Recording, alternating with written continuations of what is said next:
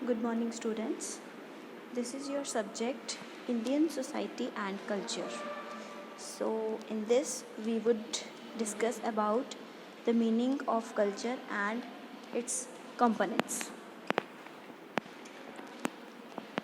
The very first thing in that is communication. हम जब भी किसी के साथ कम्युनिकेट करते हैं तो हम कोई सोर्स यूज़ करते हैं. सबसे पहला हमारा सोर्स क्या है जिस चीज़ से हम एक दूसरे से बात करते हैं, एक दूसरे को अपनी चीज़ों को समझाते हैं, that is a language. So language it forms the core of all culture. किसी भी कल्चर में लैंग्वेज बहुत इम्पॉर्टेंट है, चाहे वो लैंग्वेज हिंदी हो, पंजाबी हो, स्पेनिश हो, फ्रेंच हो.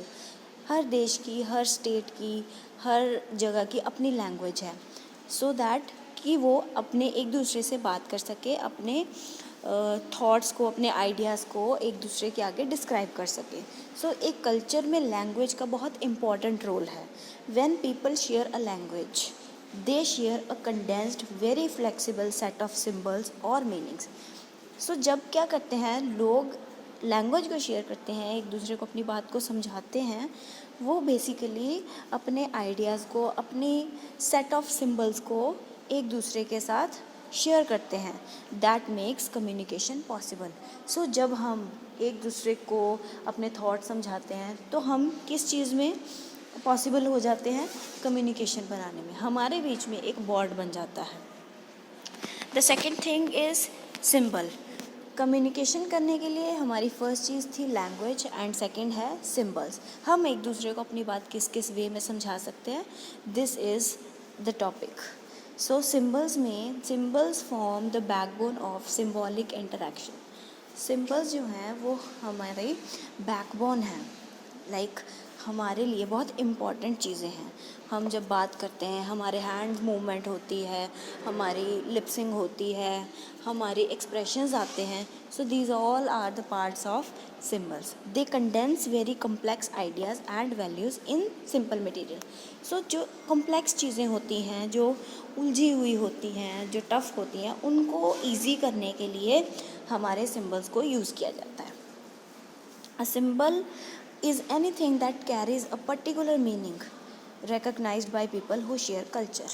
So अपने अपने कल्चर को लेकर हर चीज़ के, अगर हम किसी को अपनी बात समझा रहे हैं तो वो हमारे एक कल्चर का, हमारे कम्युनिकेशन का पार्ट है. सो सिंबल उसमें से एक है. Then we have cognitive component. Cognitive components में हमारे पास आइडियाज़, नॉलेज एंड बिलीव्स आएंगे. इसमें क्या है, आइडियाज़ क्या होते हैं? Ideas are the mental representations that includes concept, category, metaphors used to organize stimulus. They are the basic unit out of which knowledge is constructed and a word emerges. So idea क्या है? जो हमारे mind में एक thought चल रहा है, जब हम उसको प्रेजेंट कर रहे हैं वो हमारे माइंड का एक आइडिया बन जाता है. कि अगर हम कोई चीज़ सोच रहे हैं या हम किसी चीज़ को करने के लिए प्लान कर रहे हैं तो हमारे माइंड में एक आइडिया चलेगा. So that is ideas. Then next is knowledge. Knowledge is the storehouse where we accumulate representations, information, facts, assumptions, etc. Knowledge हमारा माइंड का, हमारी पर्सनालिटी का वो पार्ट है जो हमने अपने पास अपनी नॉलेज, अपने थॉट्स को लेकर बनाया है. ये हमारी अजम्पशंस होती हैं. Then we have values. Values are defined as culturally defined standards of desirability, goodness and beauty which serve as a broad guidelines for social living. So values क्या है? हमारी defined, culturally defined standards of desirability है, जो हमारी desire है, हमारी goodness है, हमारी ब्यूटी है, ये सारी चीज़ें हमारे वैल्यूज़ में आ जाएंगी.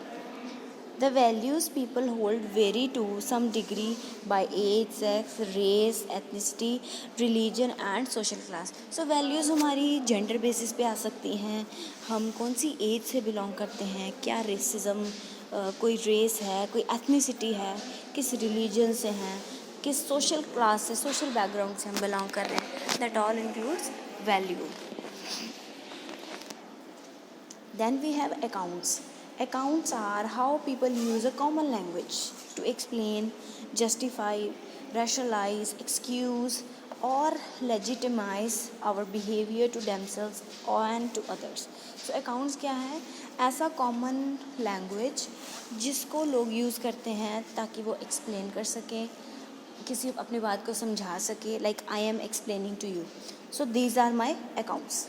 किसी अपनी बात को जस्टिफाई करने के लिए, प्रूव करने के लिए कोई एक्सक्यूज़ है, उनको हम अकाउंट्स में मानेंगे.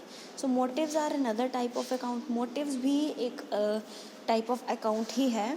दे are verbalizations that lay out the why of our behavior. The next is behavioral component. Behavioural component में हमारे आ जाएंगे rules and regulation that are called norms. Norms are rules and expectations by which a society guides the behaviour of its member. So norms क्या हैं? हमारे rules and expectations हैं जिनसे हमारी जो सोसाइटी है वो नंबर ऑफ जितने भी उसके मेंबर्स हैं उनका बिहेवियर को गाइड करती है. Norms are standards that define the obligatory and expected behaviors of people in various situations. तो अलग अलग situations में लोग किस तरह से behave करते हैं, react करते हैं, तो ये इन norms जो है उनका standard maintain कर लेते हैं. Then we have types of norms. अब norms के भी rules and जो expectations हैं, हमारी responsibilities हैं, उनके भी आगे types हैं. The first type is mores. Mores means they are customary behavior patterns or folk ways which have taken on a moralistic value. जो हमारी moral values होती हैं, हमारे जो फ़र्ज़ हैं, ये mores उसमें आ जाएंगे, जितनी भी हमारी moral values हैं. Laws are the mores deemed so vital to dominant interest, they become translated into legal formations. आपको पता है laws क्या हैं? Laws जिनसे हम legally जुड़े हों, so these are called laws. So ये types of norms हैं. Then we have folkways.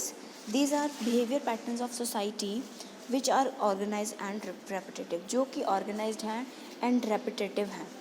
Folkways are commonly known as customs. So folkways जो हैं वो आपके उनको एक नाम दिया गया है, that are customs. Then we have rituals. These are highly scripted ceremonies और स्ट्राइप्स ऑफ इंटरेक्शन. रिचुअल्स हम बोलते हैं अपने रिवाजों को, रीति रिवाजों को. सो रीति रिवाज भी हमारे जो हैं वो नॉर्म्स का पार्ट हैं. Then we have material component. Material component में क्या आ जाएगा? ह्यूमन में एक ऑब्जेक्टिव, जितनी भी चीज़ें मैन मेड हैं जो ह्यूमन ने बनाई हैं, some time for practical reasons and some time for artistics ones. The form and function of these objects is an expression of culture, and culturally defined behavior often depends on the presence of specific objects. So जितनी भी present specific objects हैं हमारे पास, हमारा जो behavior है वो उस चीज़ पर depend हो जाएगा. Let's suppose कि हमारे पास किसी चीज़ की availability है, तो हम क्या करेंगे, हम उसके accordingly हमारा behavior भी बन जाएगा. The organization of culture, the organizations of culture. So these were the main basic things about culture and its components. I hope you all understood the topic. Thank you so much.